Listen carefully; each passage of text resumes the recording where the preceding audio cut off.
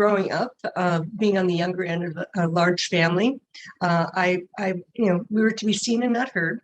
And so I did a lot of watching and observing, but I didn't know how to speak my mind. I didn't know how to voice my concerns. I didn't know what I felt. And so I always like to say that I saw a lot of, broken hearts, dashed dreams, and damaged relationships. So conflict itself is not a bad thing. It's how it's managed. Out of adversity comes opportunity. And out of moments of pain comes the momentum for gain. And so conflict really can represent, as she said, an opportunity for moving forward differently, happier, healthier, and more constructively. We want to be able to confront situations, but not to confront people, because we need enough time for our brain signals to actually, get from the automatic part of our brain, which is where we, go like that, through our emotional brain back up to our cognitive brain. So we can make choices then about how to engage and how to respond.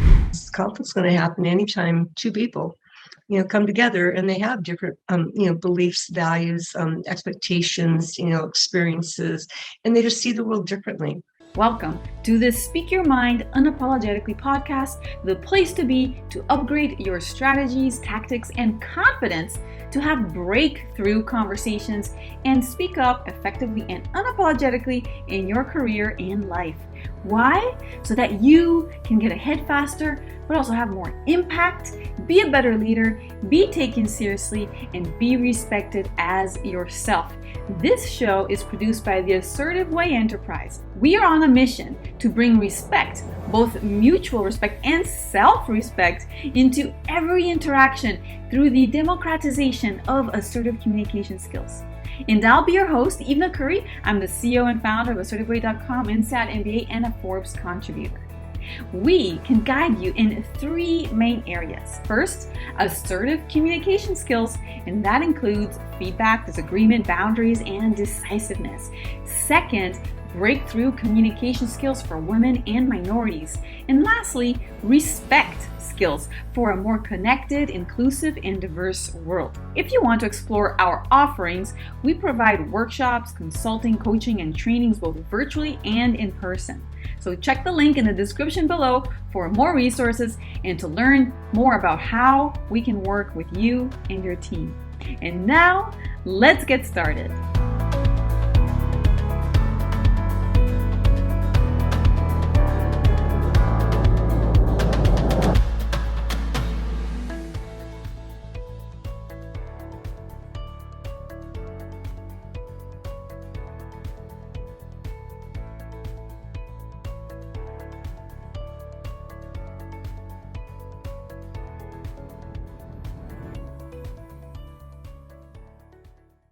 Hello, Dr. Debra Dupree. How are you today? I'm so glad that you made it, and you're going to be sharing a little bit about courage, curiosity, and change, making a difference in your life with this great audience today.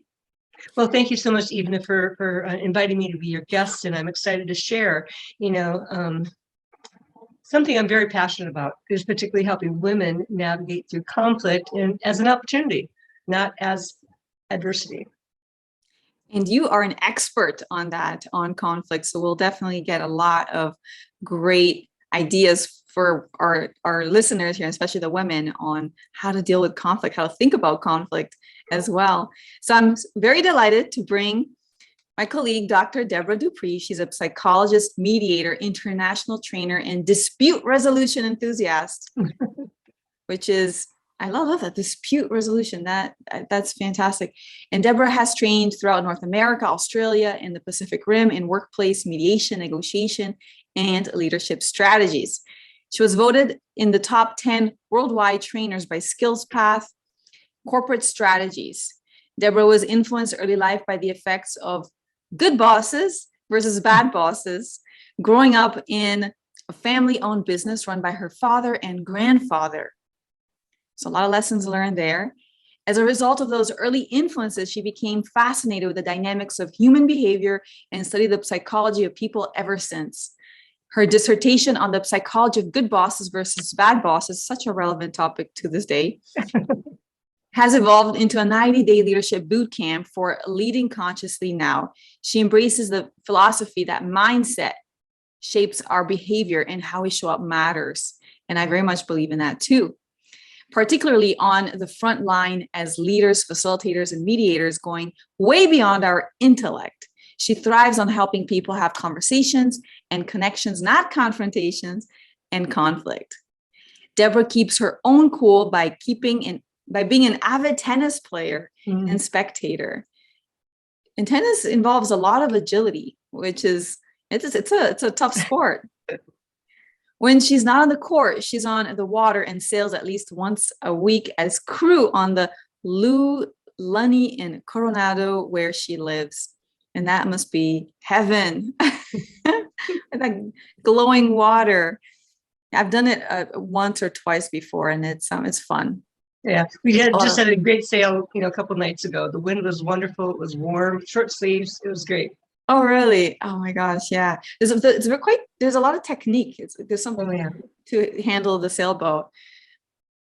And to start off, I want to ask you a question, because one of the biggest things that people tell me is, and the biggest difficulties that they have to speak up and be more assertive at work, is they feel that conflict is a bad thing and confrontation are things that they need to run away from, and they deliberately avoid having hard conversations. They avoid speaking up so that they don't get in a situation of conflict and of confrontation.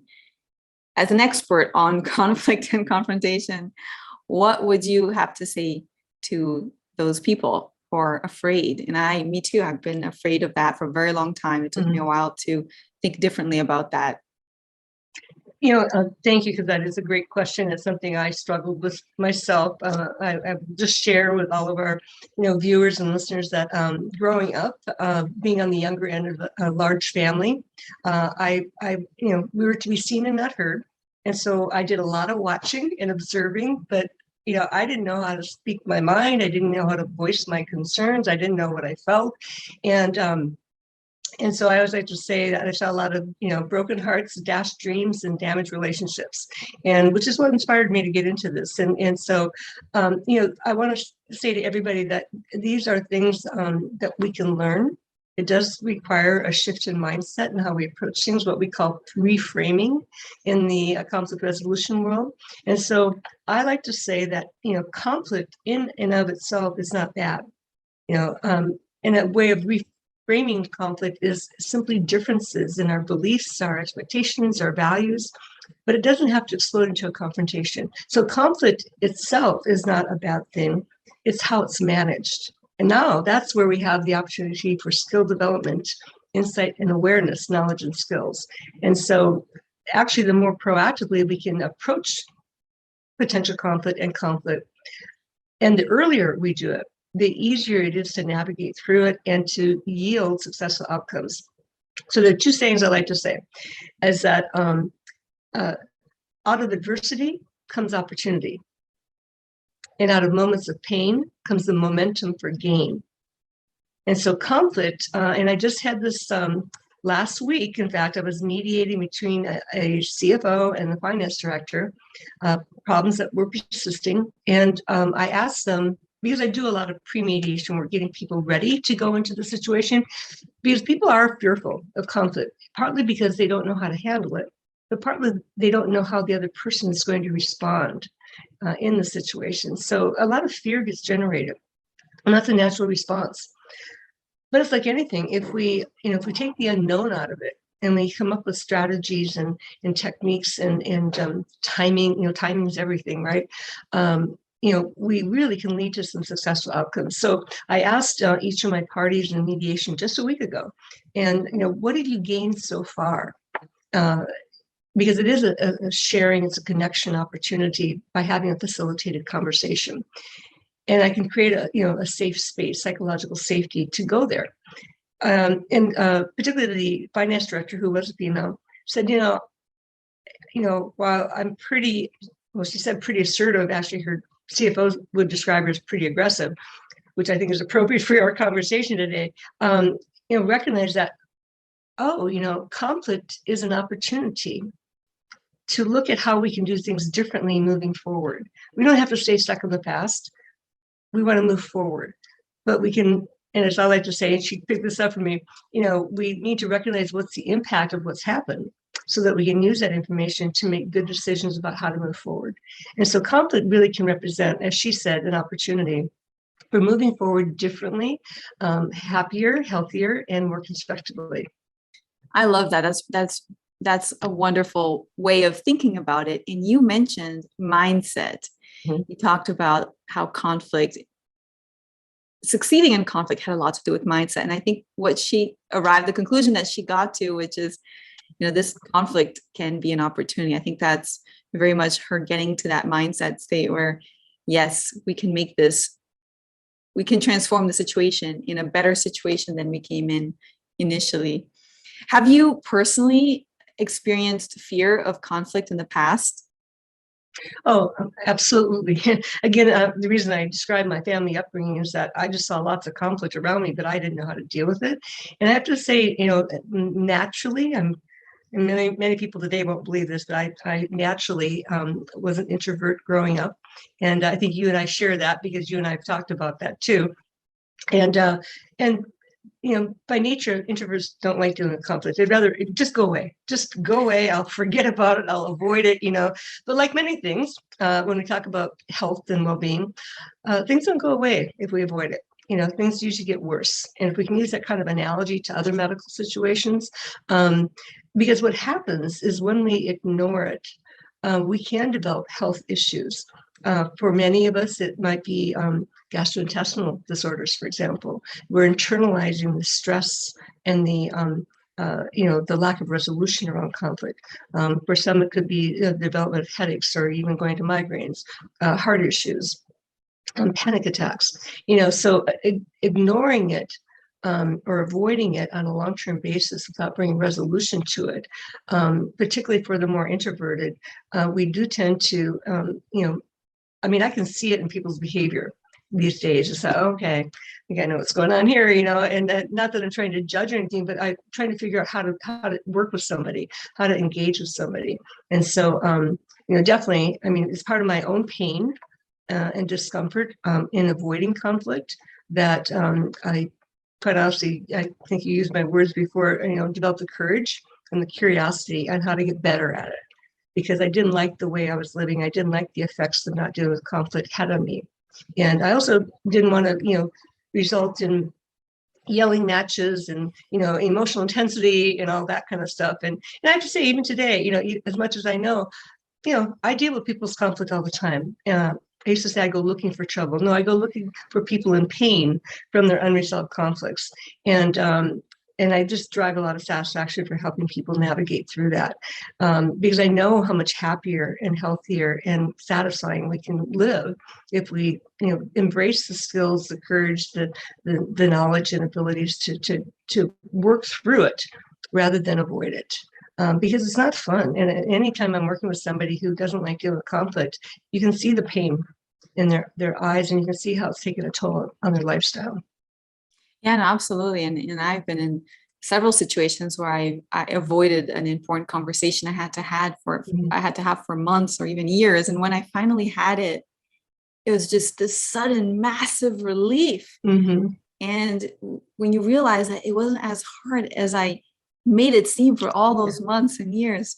And it's very interesting. What was the point for you where you start to become more comfortable with confrontation and conflict yourself for your own situations? Yeah. I have to admit, I have a background in psychology from my undergrad to master's to my doctorate. And, where I am today and, where I arrived 10 years ago is still very different from where I was in my 20s or even 30s. And so it's an evolution, it's a journey. In terms of getting better, and it's continued practice, just like getting better at anything is. And you mentioned I love playing tennis, and that came to me late in life. It's not that I haven't played before, but it was really only about 10 or 12 years ago that I really like this. I did golf for a long time. It was pretty good, but it took too much time. And so, and I wanted to be more active and something I could continue to do.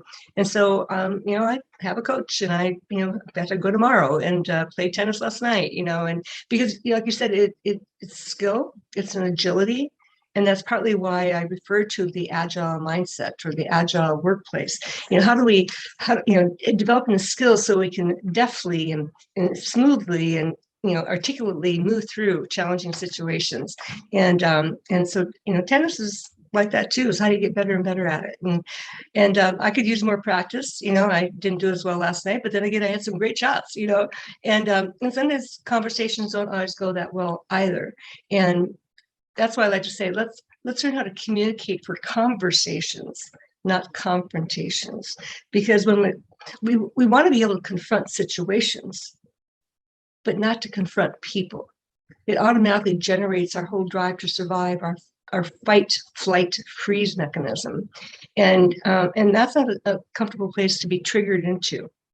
And when we're triggered, too frequently without learning to manage ourselves and manage our reactions to other people, we actually create too much cortisol, our stress hormone in our brain, which further interferes with our ability to think cognitively and constructively and keeps us in an emotional state that oftentimes is very unpleasant.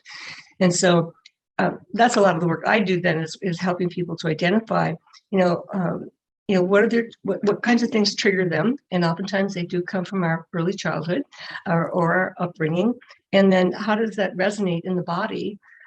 Because that's our first sign about what's going on. Not to try to interpret it, but just, oh my God, my heart's beating. Okay, oh, I'm triggered. And so that way we can start some simple strategies like deep breathing, pausing, counting to 10, things like that, because we need enough time for our brain signals to actually get from the automatic part of our brain, which is where we, go like that, through our emotional brain back up to our cognitive brain. So we can make choices then about how to engage and how to respond. So it's preparation, it's learning, it's awareness. Yeah, it's learning, it's a process, understanding the triggers and how that relates to our body. So again, the first step is awareness, right? Mm-hmm. Understanding how that process shows up in our body and our mind. And that way we know when we need to do something about it. Yeah.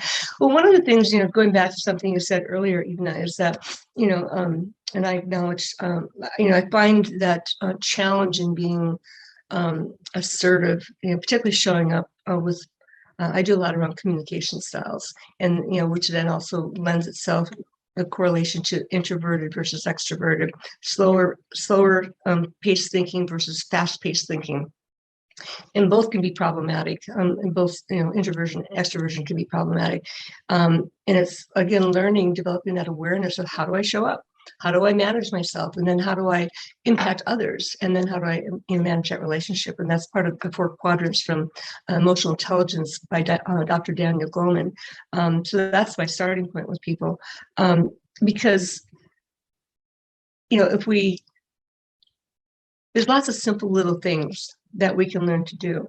And what I find particularly with more introverted people from a couple of the communication styles, they sort of get frozen in the moment, and then it's later they say, oh, why didn't I say that? Or I could have said this, And so, planning out for those challenging situations, writing out what you want to say so that you are prepared, because you're building neuronal pathways in your brain when you do all of this. And I'll share with you that I just got off of a 2 or 3 month project with a group of people, and there was a lot of unspoken tension, issues that were not being adequately raised, and the director was sort of at a loss. I don't know what to do, and yet there's so much internal fighting. And one key employee did become ill, was off of work for a couple of months, and so they decided to bring me in, and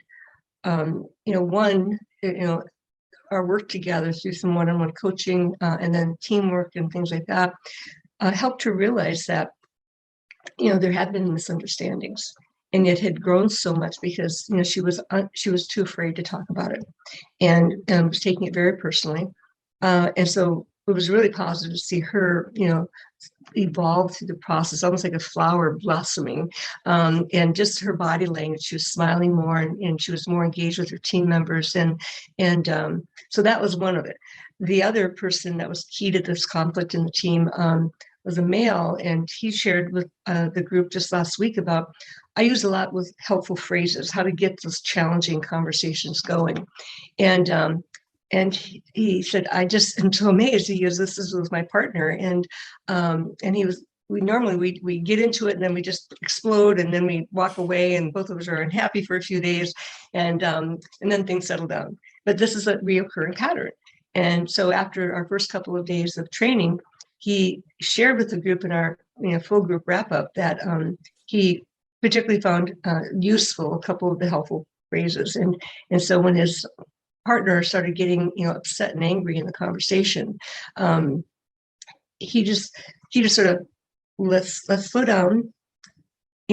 I really, help me understand where you're coming from, because I can see you're very, you feel very strongly about this, but I'm not really sure where this is coming from. So just share with me, help me understand. And that just diffused the whole thing. And it gave the other person an opportunity to, okay, this is a safe space. I can go there. He's not going to attack me. He wants to understand what's going on. And he marveled throughout that day. He goes, I still can't believe how those few words made such a big difference. So, it's creating that safe space. Yes, and when we talked last time, you did mention that you had, I can't remember how many forms of acknowledgement, but there are quite a few, and that's one example. And it's just, or curiosity in that case, right? Yeah. Curiosity, which you talk about, and one comment based on what you said, and then we'll talk about what you mentioned: compassion, courage, and curiosity. Mm-hmm.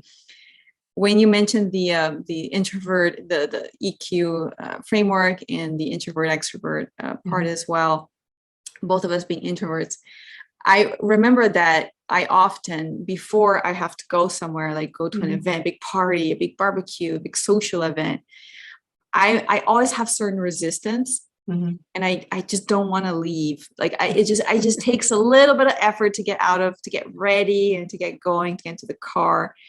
But once I'm there, I love it. And I don't want to leave. And then mm-hmm. I think, well, can you imagine if I hadn't gone, mm-hmm. I would have lost this great opportunity to meet all these great people. And I think that happens a lot even with confrontation and conflict, mm-hmm. in the sense that there's a huge resistance barrier to get into it. But once you're in, yeah, and you know what you're doing, mm-hmm. which is what you teach, then things start to unfold in very positive ways. And mm-hmm. like the man you just talked about, he said one thing and it completely changed the outcomes, and you end up with a positive resolution, or at least you move forward in that, mm-hmm. and it really feels good. It really mm-hmm. feels good when you have that. You know what you're doing, and it's not like two young teenagers who are like dating and then they break up and they break up and they break up and they're yelling and yelling. Yeah. Well, there are things to learn for sure. Yeah, you sparked a couple of thoughts of mine. Is that and so often people feel that if there are differences, it's a personal attack on them. And the reality is it's simply, differences. Again, one of the definitions of conflict is conflict's going to happen anytime two people, come together and they have different, beliefs, values, expectations, experiences, and they just see the world differently.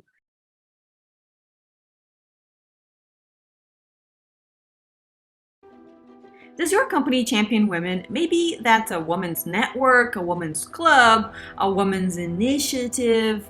Well, my friend, if it does, I'd absolutely love to be able to add value to that cause, be it with a talk, an interactive activity, or even a workshop.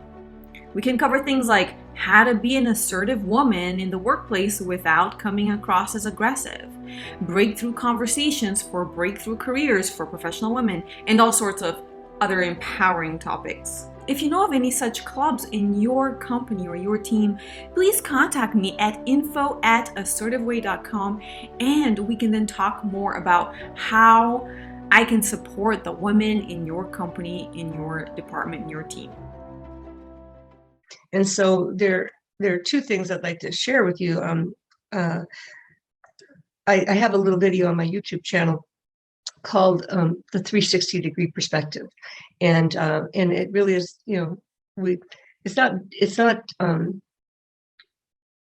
it's not deficient if we have different viewpoints. It's just different, and instead embracing a curiosity of what can I learn from how you see things, because maybe I'm missing something from how I look at things.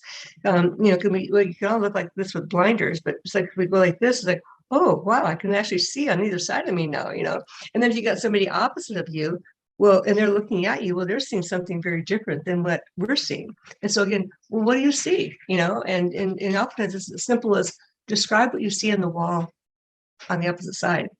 Oh, I didn't even see that. And there's a whole thing when I actually get people, when we did live training, actually get people to stand up and look around and then point out what do they see. It's amazing how many different perspectives you'll get. And so just little things like that.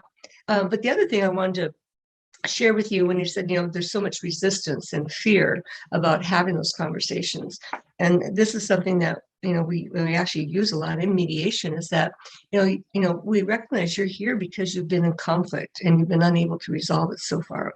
And so shifting that mindset for me and the work I do starts way before we actually bring people together. And that's why I do one-on-one work, to get a feeling for, where they're coming from and how they see things.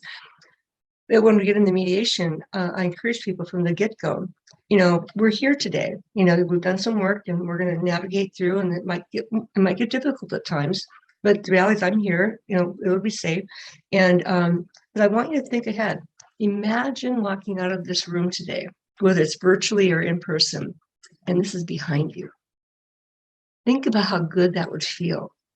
It's sort of like what you said, Ina, is that, you put off having a conversation for a long time, and then what a weight was lifted off your shoulder when you finally had that conversation. So I have another technique I call the 3 Bs. Be in the moment, recognize how you're feeling about it, and then breathe. We all breathe, but changing the way we breathe into a deep breathing pattern has a huge effect on us, our heart, our stomach, our head. And then break free from the moment by visualizing, how do you want it to look on the other side? How do you want to show up on the other side? Do you want to be calm and resolved and I got that done, I took care of the elephant in the room? Or do I want to stay in this tense, like this, well, no, I'd rather be calm and, clean and have that behind me, and so, well, those are choices, but it requires being aware. So the 3 Bs are really good too, as far as just recognizing you're triggered, and then how do I want to move forward? It creates that space. And like there,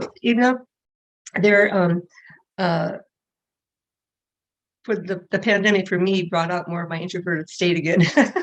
and there were times I no, I'm not going to go to that event, and not that I have a formal commitment, because if I did, I would go. But I enjoy my quiet time, partly because I do deal with people all the time, but I use that same technique to say, well, how would I feel if I just stay home? What will that accomplish for me? And not, that I have to be totally active, but just how will I feel or not? And in fact, I just made that choice today. I was going to go kayaking with friends, and just has been a great day, and for a couple of different reasons. I thought, I think I'm going to back off. Let's try to reschedule for the weekend. And but I had to, I think I'd be better off, staying home tonight. So. You are such an active woman, and I love the sports that you choose. They're all like nature, out in the fresh air. This sounds so fun. Your life sounds really fun. Well, thank you. I have to say I have a fun life, and I enjoy it a lot. One of the things that you reminded me of as you were talking, actually 2 things as well, which is one of the things I heard somewhere, and I like to repeat it, is when those people that are scared to speak up, who are generally more passive, mm-hmm. I like to say that they're allowing this slow growing cancer to eat up their soul. And it's exactly that. You let it go one little thing, you let go another mm-hmm. little thing, and it starts to accumulate. And it really is like a slow growing cancer to your soul. Mm-hmm. And the alternative, which is what you help people do, is to get into surgery. Mm-hmm. It's super scary because cancer is a slow little thing, but you're like, okay, my gosh, surgery, there's a little risk in there. It's very scary, but then you heal. that cancer. And so the reward is immense. And the other thing that you mentioned was your 360 framework, right? And I think there's so much value in having different perspectives to also increase and improve decision making. There's so many studies that talk about this. And that's as well why we have advisors, why we have mentors, why we have a team, so that they can bring a perspective, so that and that only works if there are differences in perspective in the first place. And the only way to mine out the value of decision making and from those differences is by having these difficult conversations sometimes, and which don't have necessarily to be difficult, but depending on how we do it, it does come across that way. And you mentioned, so is courage always needed? So courage, curiosity, and compassion to succeed in these conflicts? Well, I strongly believe so, and here's why: is that again, some of the conflict management strategies I use is that, there's an instrument that's called conflict dynamics profile, and it's well researched, been around for like 40 years or so, and it comes out of the Center for Leadership Excellence in Florida. And so with that, the research has shown that there are constructive behaviors to managing conflict, and there are destructive behaviors in managing conflict. We can either escalate it with destructive behaviors, or we can de-escalate it with constructive behaviors. And so out of the constructive behaviors, there's I think it's 7 primary ones, and then there are actually 8 on the destructive side. When you go figure, there's more. But if there are 2 conflict management strategies you want to embrace, the first one is reaching out. If you never reach out, you'll never have the conversation. You'll never bring resolution to the differences that are being experienced. And that's where I say there's courage. And using your curiosity then to say, I know we had this situation, and it's been sitting with me, and I'm not feeling good about it. And I'd like to have a conversation with you to see how you experienced that and how you were impacted by it, and see what we can learn from each other. And once we better understand how each of us were impacted by that situation, maybe we can actually come up with some ideas for how we can move forward so that kind of situation doesn't happen again, or at least not to the degree that it did. Because I don't like living this way. I don't want to live in the state of, this isn't feeling good. And my working relationship with you is very important. I want to have good working relationships where I am. So that's where I come up with the reaching out. But reaching out does take that courage and that curiosity. And then perspective taking is the second key skill that you want to embrace. And that's where I add the compassion to it, is that, I may not identify with what you experienced, but I can acknowledge that you experienced that in this situation. That's empathy. But empathy is essential. But we now learn through neuroscience that when empathy is combined with an action, then we shift to compassion. And empathy and compassion show up differently in the brain, actually.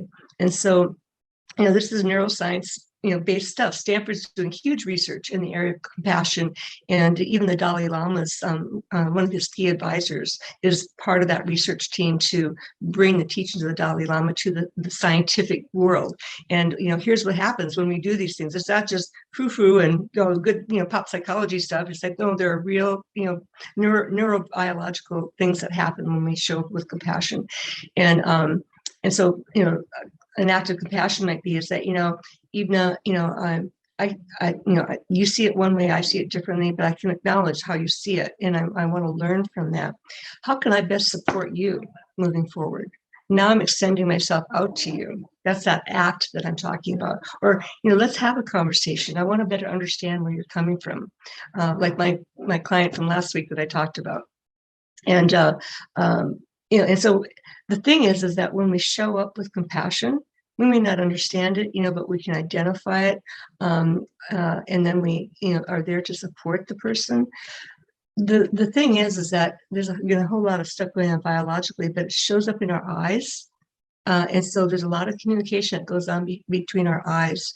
That's a lot of, the baby mother bonding, in their very early days is, babies learn to, express some positive emotion and all that kind of stuff because of how we're communicating through our eyes. The same thing continues to go on with adults. And so, so when we have compassion, we actually send a really positive energy to the other person, and we in turn we see that their positive energy back. We can see the shift. And again, this is scientifically based, but I see it all the time when I'm working with people in conflict. It reminds me of when I'm walking on the street and someone, most people, when they walk past you, they're just serious. They avoid eye contact. They don't look at you. But if you intentionally look at their eyes and smile, they immediately smile back. Yeah. And so when you say, give compassion, it's just a natural response that they give it back in a way, and you have that exchange. Is that part of the psychology of conflict that you talk about? How we show up matters. Is that that compassion side, or are there other elements of of how showing up for conflict matters? Yeah, it's a good distinction there. Again, part of what you're talking about, Ivna, is we do have mirror neurons. And again, this is even present in babies as soon as they start to develop their visual acuity. So we tend to reflect what we see. And so when we talk about how we show up matters, is that 55% of how we communicate is actually expressed through our behavior. And so if we can see somebody's facial muscles are tight, or they've got more of a grimace than a smile, their eyes are narrow, and you can see that the muscles tighten, or we're walking around tense, all of that, that's sending messages to the people around us. And so if that produces a fearful response in them, or like, where's that person coming from? We're more likely to avoid. I'm not going there. I'm not going to talk to her when she looks like that, and so 55% is what we see, and we're communicating hugely. We haven't even uttered a sound or a word yet. Okay. 38% is tone, volume, and inflection. And so if we, show up and, already we're sending messages to, ooh, back off there, that's Mama Bear coming in, or Father Bear. And then 7% are the words. And even though it's a small percentage on the words matter. And so, learning to be more mindful about the words we use and how we use them, and recognizing when words can have different impact. And so, how we show up matters goes back to the EQ part of it. Then it's not just showing up with compassion, but also recognizing that we're sending messages to people long before we even connect verbally.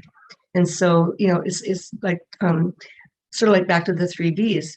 Decide, how do you want to show up on the other side, and so what kind of picture do I want to project to people, and what kind of influence do I want to have? Do I want to have a positive influence, or do I want to be a triggering influence? And that's going to affect then how we engage with one another. I absolutely agree with that. It's how we show up, and not only with what we say, I mean, that's very important, but our, like you said, our nonverbals make such a huge difference. How we show up fully into these difficult conversations. I recognize that our time is reaching an end, but I wanted to ask you and see if there's anything else that you would like to share with our audience today before we close off. Yeah, well, I just, want to encourage people who are challenged, with their fears or reluctance to deal with conflict, that it truly is a much better world out there when we do deal. And if we reframe conflict to just differences, we don't have to argue about them. It's just different, and yet people feel that they have to prevail and leverage their way of doing things and convincing others that, your way is the right way. And that's really not, healthy or productive for relationships. And so, really encourage people to embrace that courage, of reaching out, that curiosity to learn, where's the other person coming from, what's her perspective on things, and then show compassion, because we all have our stories. Okay. And a lot of how we show up in adulthood is influenced by our, stories from our, upbringing. And as I like to, say to people, that we all have our upbringing, whatever degree of negative, whatever that is, because we all have them. But to recognize that as adults, we don't have to keep living in those shadows, and we can make choices. And I have to say, people will say, oh, could you just hang around me for a while? I say, well, the thing is that I wasn't always this way. I evolved to who I am today over time and practice, and never stop learning, never stop growing. And I just want to, encourage and empower everyone who's listening to take steps forward. Are you happy with your life? And if not, this is an opportunity to make a difference. Yeah, make a difference in your life and in the others. And you mentioned that sometimes we want to prove to others that we're right with those differences. And I find that in many cultures, but definitely in the American culture, there's this idea of winning. Yeah. Everybody wants very competitive. And I think that comes through as well in these conversations where we're like, okay, I want to win, but in order to win, somebody has to lose. Yeah. Well, I will share with you my mentor in my early days reframed that too. He was, win-win is or lose-win is competitive mindset. But if we talk about how can we both gain from having this conversation and making a difference in how we move forward. And now it becomes collaboration, not competition. Yes, absolutely. Increasing the pie and not just Yeah. splitting the difference. Well, thank you so much. And for those of you who are here, Debra has a great podcast, a YouTube channel. And do you want to share a little bit more about what you have and where you want to direct the audience to? Sure. Yeah. So one of the things I did during the pandemic is turn a lot of my techniques, like the 3Bs and the 360 perspective, into short videos. And so if you go to my YouTube channel for Debra Dupree, there are actually 3 lines of services there. And I do have a regular podcast where even you've been on there, decoding the conflict mindset, and that premieres twice a month. And so we have lots of, great thought leaders and things like that. And then I do have the tips and techniques where there are about 12 or 14 short videos with different tips that I put to a video. And so people can listen and learn there.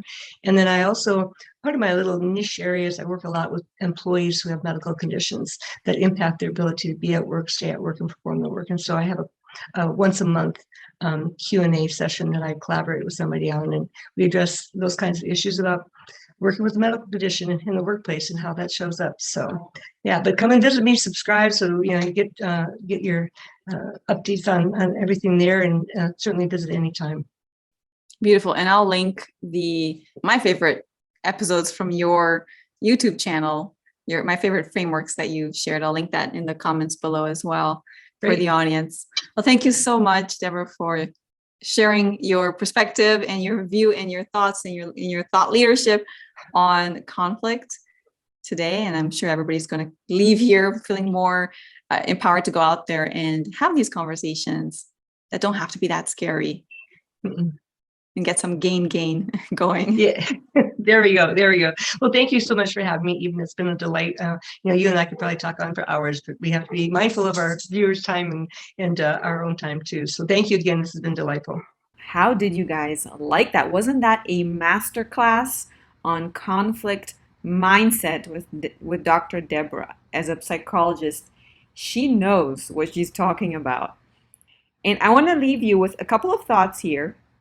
My key takeaways from this conversation, I want you to think about how you can incorporate one or more of these into your dialogues, into your conversations, into your relationships, personal or at work going forward. Maybe you can start including this in some of the conversations that you need to have this weekend, this week, maybe even today or tomorrow. So here are some of my key takeaways. Broken hearts dash dreams and damage relationships. When at the beginning of her life, when she was still a child, she was watching and observing, but she did not know how to speak her mind. She did not know how to voice her concerns. She didn't even know how she really felt, which is very common. A lot of people just don't know their emotions. They don't know how to describe what they're feeling. They don't even know what they're feeling. So this is not about broken hearts dash dreams and damaged relationships because of conflict that you're having. This is because of the absence of communication. This is because of the absence of speaking your mind and voicing oneself in the right way. Another tip and takeaway that I got from this conversation was this idea of reframing conflict as the differences in beliefs and values and expectations. Sometimes we think of conflict as something that is really bad, tense, it's ugly, it's a war, but not if you think of it as all we're doing here is we have a difference in opinion, in views, in perspective, in beliefs, and expectations and values. And we're going to work through these. And maybe we don't even have to change each other, but we need to align in terms of how those can affect each other if we're working towards something together, if we have a joint relationship. She also said, conflict is not bad, it's how it's managed. And that is so true. And that is what I say as well about speaking your mind and speaking up and being assertive. It's not about speaking up, that's the problem. It's not about sharing something negative, that's the problem. It's about how it's done. And within the conflict world, she said the same thing. Conflict is not bad, it's about how it's managed. So think about how you're managing your own conflict. Another takeaway that I had from this conversation was that conflict is an opportunity to move forward in a better way. And that when you don't resolve conflict, it internalizes in the form of physical symptoms, headache, attention, whatever that is for you. When you're not having the conversations that you need to have, when you're not addressing the differences that are affecting you, you might start feeling these symptoms in your body. She also shared a technique, a specific phrase that you can use to help diffuse tension in a conversation. You can say, help me understand where you're coming from. So, hey, I can see this is important to you. Help me understand where you're coming from. And that way, the other person will share their perspective, and that will help the process of finding the common in the different. She also shared her 360-degree perspective, which is figuring out amongst all people involved, what are the different perspectives? And again, knowing that a different perspective is what? Is conflict. So what are the differences between different people and their views? And she also shared her 3B framework, which is be in the moment, how you feel, where am I right now, how am I thinking about things. Number 2, breathe, right, to calm yourself down. And number 3, break free. She also shared 2 conflict resolution techniques to de-escalate and to help resolve the situation, the difference. So reaching out, because she says if you don't reach out, nothing's going to happen. And specifically reach out with courage and curiosity. And second, perspective taking with compassion.